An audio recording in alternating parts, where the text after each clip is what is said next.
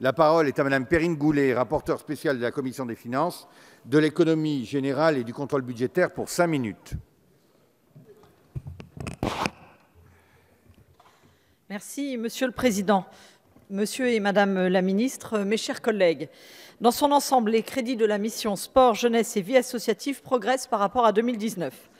Le gouvernement demande l'ouverture de 1,42 milliard d'euros en AE, soit une augmentation de 21,2%, et 1,23 milliard d'euros en CP, soit une hausse de 24%. Nous nous félicitons de cette progression qui touche tous les programmes de la mission et tenons à souligner qu'aucune action ne voit ses crédits diminuer. Concernant le budget du sport, nous constatons un niveau inédit de moyens mis à disposition du ministère. 710 millions d'euros de moyens d'intervention, soit 9,8% d'augmentation par rapport à 2019.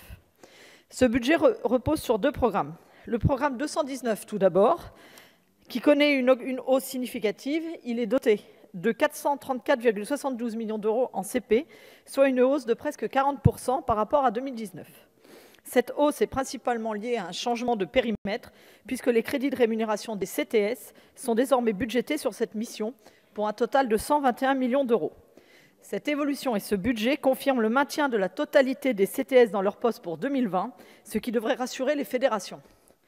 La ligne développement du sport de haut niveau gagne 71 millions d'euros par rapport à 2019 et l'action promotion du sport pour le plus grand nombre, 36 millions d'euros, soit une hausse de 61%. L'année 2019 a été une année de transition. La gouvernance de la politique du sport a été profondément modifiée avec la création de l'Agence nationale du sport chargée à la fois de la haute performance et du développement des pratiques. Nous avions fait remonter dans notre rapport de l'an dernier des inquiétudes sur cette évolution. Nous constatons avec satisfaction que nos remarques ont été entendues. Concernant le budget dédié à l'ANS, nous préconisons un statu quo pour 2020 dans l'attente d'avoir l'assurance que les subventions publiques bénéficient bien aux clubs et au sport pour tous, c'est-à-dire le sport en zone rurale, en QPV, le handisport et le sport féminin. De nombreuses questions demeurent toutefois, comme celle du financement de l'agence. Si elle a été constituée sous forme d'un groupement d'intérêt public, elle est encore aujourd'hui financée exclusivement par l'État. Madame la Ministre, pourrez-vous nous éclairer quant aux négociations à venir sur ces questions avec les autres parties prenantes du GIP? Le budget du sport repose également sur le programme 350 dédié aux Jeux olympiques et paralympiques de Paris 2024. Ce budget double quasiment par rapport à 2019 pour s'établir à 129,25 millions d'euros en crédit de paiement. Nous tenons à saluer, Madame la Ministre, la transparence totale des ressources budgétaires allouées à la préparation des Jeux. Pour la première année, le jaune budgétaire retrace la totalité des crédits publics engagés.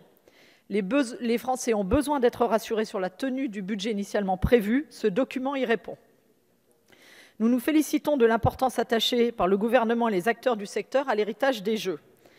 La ligne budgétaire qui lui est dédiée est abondée à hauteur de 1,7 million d'euros en AE, destinée au futur laboratoire de l'Agence française de lutte contre le dopage.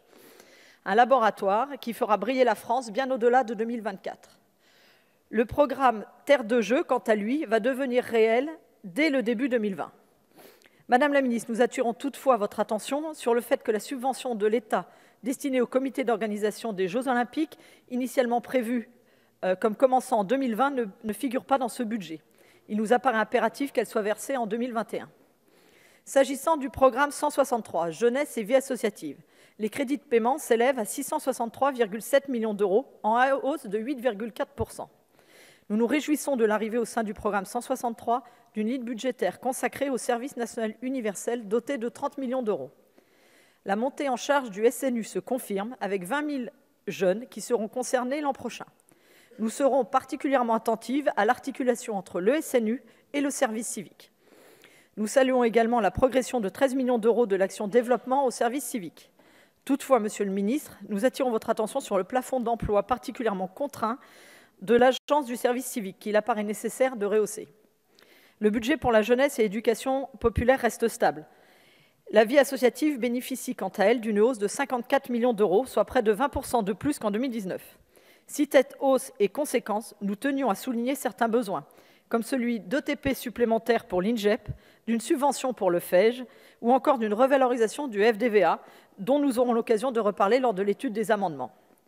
Ces précisions étant faites, nous vous appelons avec ferveur à voter pour les crédits de la mission Sport, Jeunesse et Vie associative. Je vous remercie. Madame Goulet, la parole est